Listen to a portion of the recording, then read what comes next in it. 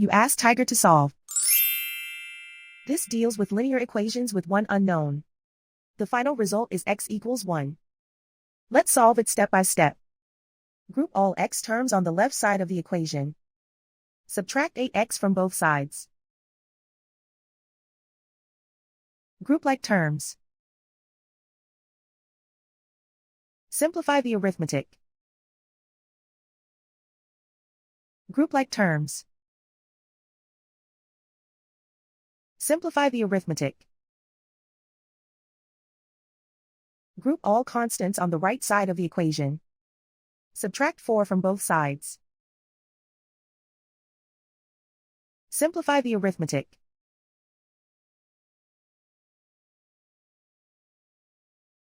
Convert the x into a positive number. Multiply both sides by -1. Remove the ones. Simplify the arithmetic. And so the final result is x equals 1.